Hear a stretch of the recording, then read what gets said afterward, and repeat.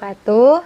Sebelumnya, perkenalkan nama saya Junior Reza Putri, mahasiswi kebidanan dari Poltekkes Kemenkes Jakarta 3.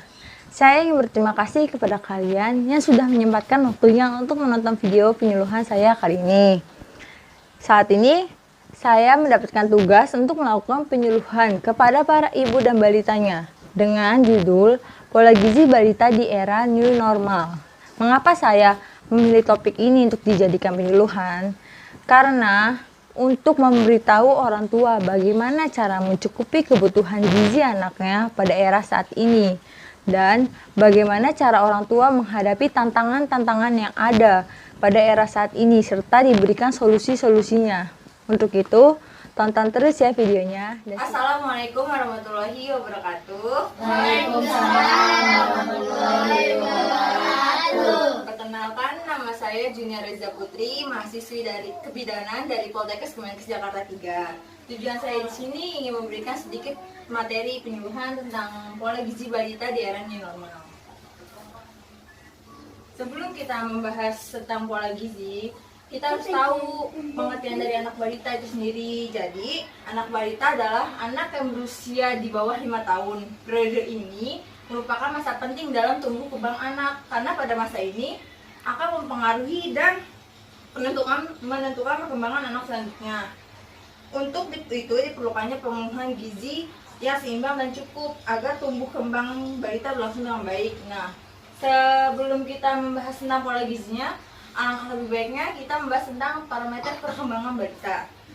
Nah, arti dari parameter perkembangan balita ini adalah suatu pengukuran atau penilaian untuk memantau tumbuh kembang balita dan bisa menjadi acuan apakah gizi balita tersebut baik atau tidak. Parameter perkembangan balita ini ada 3. Yang pertama itu ada personal sosial. Arti dari personal sosial sendiri adalah aspek yang berhubungan dengan kemampuan mandiri, bersosialisasi dan berinteraksi dengan lingkungannya. Jadi misal ketika anak-anak ibu sudah bisa berinteraksi dengan teman-temannya, terus berinteraksi dengan lingkungan sekitar, berarti parameter perkembangan balita ya personal sosialnya berkembang dengan baik. Yang kedua ada gerakan motorik halus, yang mana berhubungan dengan kemampuan anak mengamati sesuatu dan mengikuti gerakan. Contohnya kan kalau misalnya pada umur-umur 1-5 tahun biasanya anak tuh sering ngikutin omongan, sering ngikutin gerakan yang sering dilakukan oleh orang tuanya. Selanjutnya ada bahasa. Bahasa sendiri artinya kemampuan memberikan respon suara, mengikuti perintah, dan bicara spontan. Misal, ketika kita bertanya kepada anak, apakah sudah makan? Tadi makannya pakai apa? Gimana tadi harinya hari ini? Begitu. Selanjutnya ada penentuan status gizi. Jadi penentuan status gizi ini status gizi ditentukan oleh sepenuhnya zat gizi yang diperlukan tubuh dan faktor yang menentukan besarnya kebutuhan, penyerapan, dan penggunaan zat-zat tersebut. Status gizi yang baik akan turut berperan dalam pencegahan terjadinya berbagai penyakit, khususnya penyakit infeksi, dan dalam tercapainya tumbuh kembang yang optimal.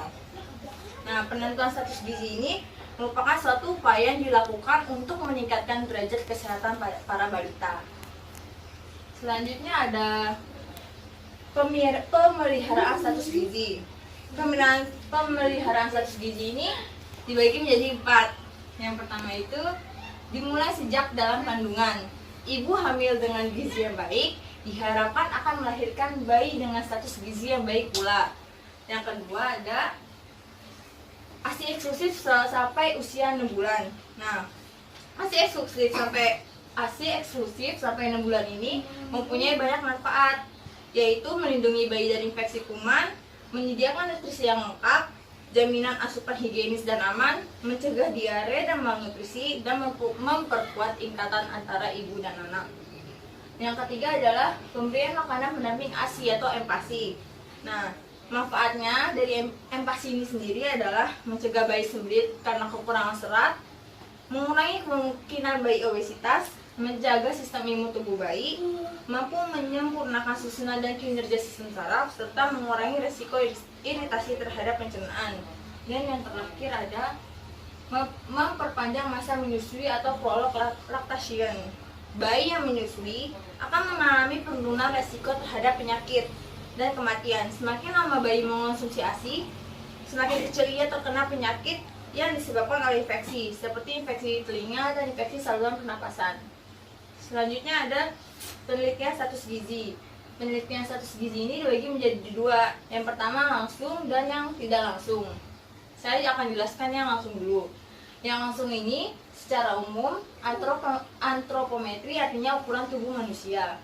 Ditinjau dari sudut pandang gizi, maka antropometri gizi berhubungan dengan berbagai macam pengukuran dimensi tubuh dan komposisi tubuh dari berbagai tingkat umur dan tingkat gizi.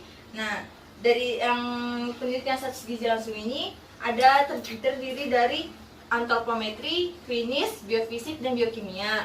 Antropometri sendiri yaitu ukuran tubuh manusia ditinjau dari sudut pandang gizi. Yang kedua ada klinis, metode untuk menilai status gizi berdasarkan atas perubahan-perubahan yang terjadi dihubungkan dengan ketidakcukupan gizi. Misalnya pada kulit, mata, rambut, dan mukosa oral atau organ yang lekat dengan permukaan tubuh. Selanjutnya ada biofisik. Metode penentuan status gizi dengan melihat kemampuan fungsi dan melihat perubahan struktur dari jaringan. Misalnya kemampuan untuk menggerakkan tangan, kemampuan untuk menggerakkan kaki, kemampuan untuk berbicara. Selanjutnya ada biokimia. Pemeriksaan spesimen yang diuji secara laboratoris yang dilakukan pada berbagai macam jaringan. Jaringan tubuh yang digunakan antara lain adalah darah, urin, tinja, dan juga beberapa jaringan tubuh seperti hati dan otot. Selanjutnya dan tidak langsung. Nah, kalau penelitian status gizi tidak langsung itu dibagi menjadi tiga. Yang pertama ada survei konsumsi makanan atau merupakan metode penentuan status gizi secara tidak langsung dengan melihat jumlah dan jenis zat gizi yang dikonsumsi. Yang kedua ada statistik vital yang merupakan pengukuran dengan menganalisis data dan beberapa statistik kesehatan seperti angka kematian berdasarkan umur, angka kematian berdasarkan penyakit tertentu, dan lain-lain. Yang terakhir ada faktor ekologi, digunakan untuk mengungkapkan bahwa malnutrisi merupakan masalah ekologi sebagai hasil interaksi beberapa faktor fisik, biologis, dan lingkungan budaya. Selanjutnya ada 4 pilar gizi seimbang. Nah, 4 pilar gizi seimbang ini yang pertama ada konsumsi makanan yang beragam. Maksudnya konsumsi makanan yang beragam ini adalah 4 sehat 5 sempurna, yang mana pertama makanan pokok seperti nasi, jagung, kentang, dan lain-lain. Yang kedua ada sayuran, bayam, kangkung, wortel, dan lain-lain. Yang ketiga ada buah seperti pepaya, semangka, jeruk, apel, dan yang keempat ada lauk pauk, telur, ayam, ikan, tahu, dan tempe. Setelah yang terakhir adalah ASI eksklusif 0-6 bulan. Yang kedua ada biasakan perilaku hidup bersih. Maksudnya seperti mandi dan mencuci tangan menggunakan sabun, buang air besar dan buang air kecil di jamban, membersihkan diri menggunakan air bersih, dan yang terakhir adalah menghirup udara bersih. Selanjutnya ada melakukan aktivitas fisik seperti merapikan tempat tidur, menari, bermain puzzle, bermain balok susun, serta merapikan mainan. Dan yang terakhir ada pantau berat badan. Jadi ibu-ibu di sini bisa menimbang berat badan anak di rumah, terus mencatatnya di kartu menuju sehat atau KMS, dan menentukan status gizi balita. Selanjutnya ada tantangan dalam mencukupi kebutuhan gizi balita. Yang pertama ada GTM atau gerakan tutup mulut. GTM ini merupakan memiliki makna yang sama seperti picky eating, yang termasuk feeding disorder atau gangguan makan. Kondisi ini biasa terjadi pada anak-anak sejak usia bayi atau 6 bulan. Nah, yang kedua ada picky eater, merupakan gangguan perilaku makan pada anak yang berhubungan dengan perkembangan psikologis tumbuh kembangnya dan ditandai dengan keengganan anak mencoba jenis makanan baru. Yang ketiga ada tidak mengunyah makanan, dapat disebabkan karena organ tubuh bagian mulut belum siap, sehingga anak belum mau mengunyah makanan.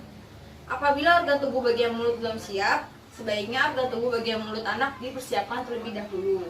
Yang keempat ada stigma orang terdekat seperti mitos atau kepercayaan. Misalnya contoh, menunda makanan telur, ikan, dan daging.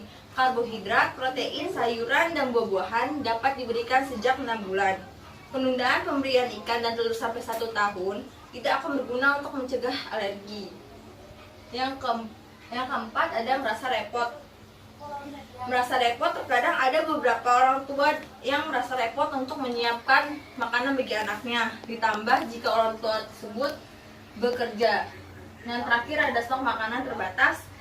Mengingat pada situasi saat ini membuat stok makanan terbatas dan sulit untuk bepergian membeli stok makanan. Kalau ada tantangan pasti juga ada solusinya kan. Nah, ini solusi dari tantangan tersebut.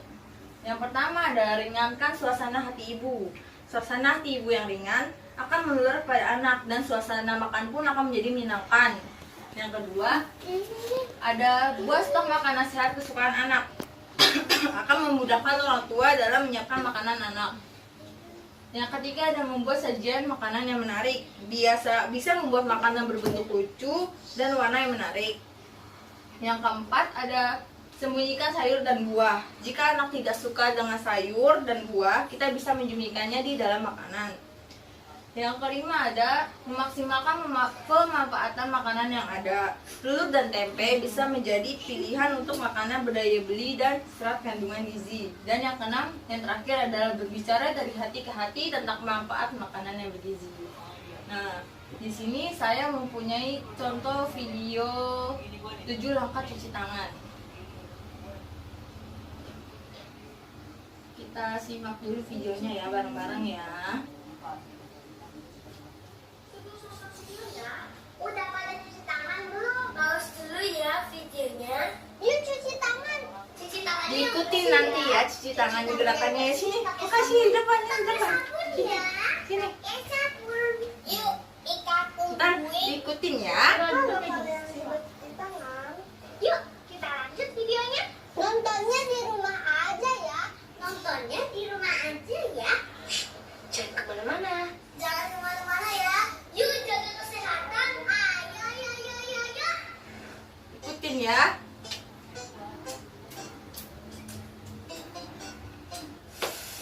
Ikutin, ayo. Cuci tangan, cuci tangan. Gerakannya gimana? Tunggu.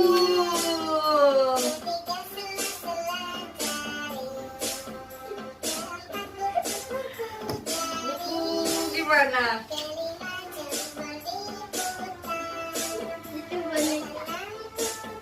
Kukunya diginiin.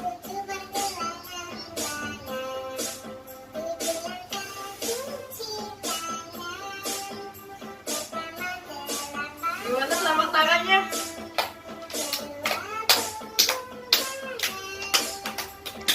Gini.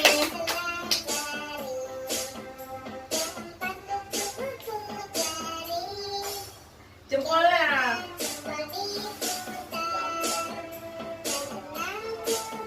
Kukunya. Ini.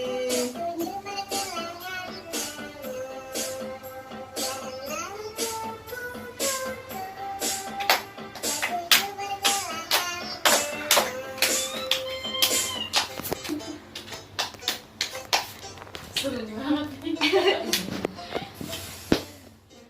Ayo lagi. Apa yang bisa? Telapak tangan.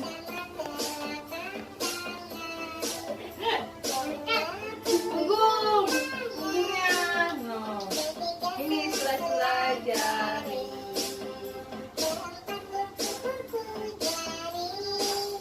Kelima jempol diputar.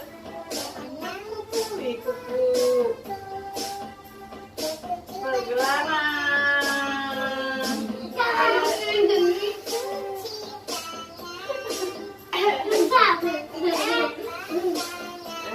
Kayak gini pada Punggung.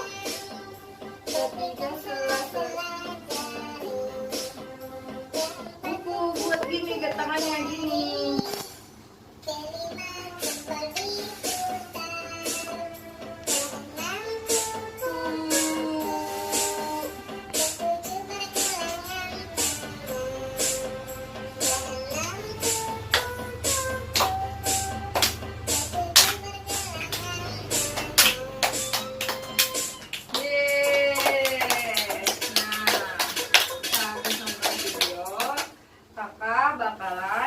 satu-satu ya. Siapa duluan yang mau dicek? Ayo antri sini, antri.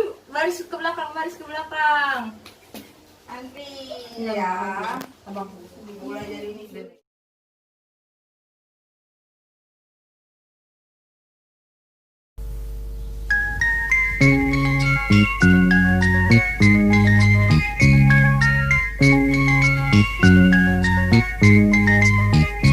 Aku anak sehat, tubuhku kuat, karena ibuku rajin dan cermat. Semasa aku bayi, selalu diberi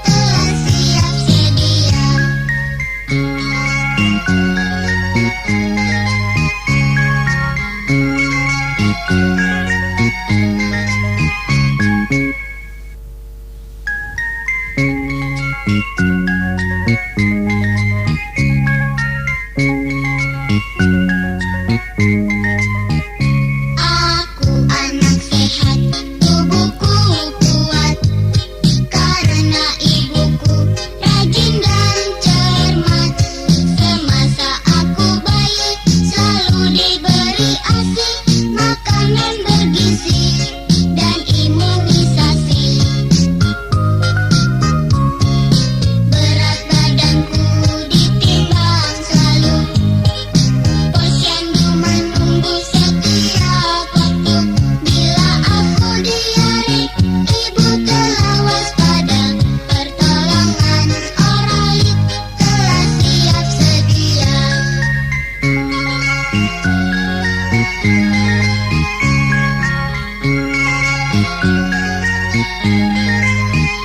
Aku anak sehat, tubuhku kuat, karena ibuku rajin dan cermat. Semasa aku bayi, selalu diberi ASI, makanan bergizi dan imunisasi. Berat badanku ditimbang selalu, posyandu menunggu setiap waktu. Bila aku diare, ibu telah waspada, pertolongan oralit telah siap sedia.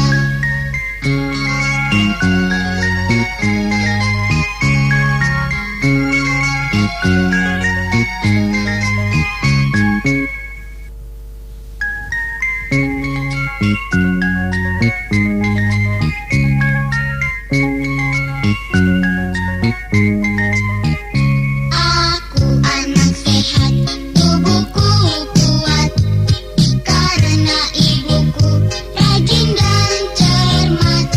Semasa aku bayi, selalu diberi ASI, makanan bergizi dan imunisasi. Berat badanku ditimbang selalu, posyandu menunggu setiap waktu. Bila aku diare, ibu telah waspada, pertolongan oralit telah siap sedia.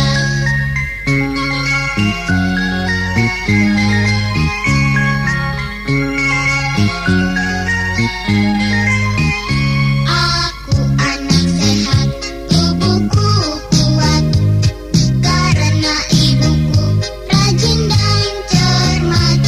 Semasa aku bayi, selalu diberi ASI, makanan bergizi dan imunisasi. Berat badanku ditimbang selalu, posyandu menunggu setiap waktu. Ini kan udah diperiksa semua, normal semua nih, dijaga terus ya. Oke. Makan sayuran ya. Makan apa sayurannya? Buah, semangka, Terus buah Dera sukanya makan buah apa? mangga, Mangga. Kalau El sukanya makan buah apa? Melon. Keisha? Pisang. Kalau sayurnya ada yang suka sayur gak? Kenapa nggak suka sayur? Aku suka Sayur apa? sayur top, Sop. Terus sayur apa lagi? sayur bayam, Ah. sayur bayam. Benar suka sayur bayam. Nah, karena Era saat ini mainnya jangan jauh-jauh ya, jangan main lama-lama di rumah. Kalau main jauh-jauh juga harus pakai apa? Masker, Terus jangan lupa cuci. tangan, Tadi gimana cuci tangannya? Pertama, telapak tangan. Kedua, punggung. Ketiga, sela-sela jari. Keempat, buku-buku tangan. Kelima, jempol. Jempol. Keenam, kuku. Kukunya baru. Ketujuh, pergelangan tangan. Jadi kalau cuci tangan kayak gitu ya sekarang ya, jangan main asal cuci tangan ya. Oke, Bos. Oke, cukup sekian materi penyuluhan saya pada hari ini. Semoga bermanfaat buat ibu-ibu sama adik-adik semua. Kurang lebihnya mohon maaf. Wassalamualaikum warahmatullahi wabarakatuh. Waalaikumsalam warahmatullahi wabarakatuh. Nah, gimana tadi videonya udah ditonton? Seru bukan? Dan banyak sekali pengajaran dan materi yang bisa diterapkan di era saat ini khususnya. Seperti misal bagaimana cara mencukupi kebutuhan gizi balita, bagaimana menghadapi tantangan-tantangan yang ada pada era saat ini, serta diberikan solusi-solusi yang tepat. Mungkin yang punya adik atau yang punya sepupu, ponakan ataupun yang sudah berkeluarga bisa menggunakan dan menerapkan cara-cara yang saya berikan tadi saat penyuluhan. Solusi-solusi yang diberikan dari tantangan-tantangan yang ada seperti anak yang suka susah makan, yang memilih makanan, yang tidak suka sayur, ataupun anak yang mudah bosan dengan makanannya itu aja. Dengan kondisi yang saat ini membuat kita kadang menjadi bingung dan repot kan. Untuk itu saya hadir di sini untuk memberikan sedikit ilmu dan materi.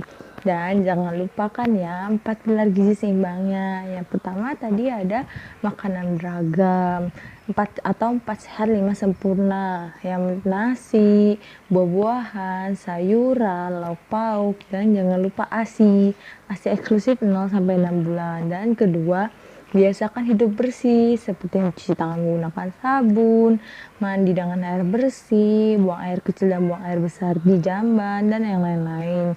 Serta para ibu, ayah, ataupun siapapun yang mempunyai balita di rumah bisa mengajak balitanya untuk melakukan aktivitas fisik di rumahnya seperti bermain puzzle atau bernyusun balok, menari, menyanyi agar sang anak tidak bosan berada di dalam rumah terus, apalagi di era saat ini. Dan yang terakhir ada pantau berat badan ibu-ibu atau siapapun yang mempunyai balita di rumah bisa melakukan memantau berat badan balita di rumah dan dicatat di kartu menuju sehat atau KMS. Nah, kenapa itu harus dilakukan oleh para orang tua di rumah? Karena pada pandemi saat ini pasti posyandu ataupun fasilitas kesehatan tidak seperti biasanya dan hanya menangani kasus-kasus kegawat daruratan. Jadi para ibu dan para balita tidak bisa rutin untuk ke posyandu setiap minggunya atau setiap bulannya yang seperti biasanya sebelum pandemi saat ini. Tetapi dengan 4 pilar gizi seimbang itu, ibu-ibu sekalian bisa melakukannya itu di rumah dengan cara yang mudah dan praktis. Semoga para ibu-ibu di rumah atau para orang tua di rumah tidak menjadi khawatir lagi tentang kecukupan gizi balitanya, apalagi di era saat ini. Dan jangan lupa ya untuk selalu cuci tangan serta menjaga kebersihan diri dan pakai masker jika keluar rumah. Oke, cukup sekian dari saya. Kurang lebihnya mohon maaf. Wassalamualaikum warahmatullahi wabarakatuh.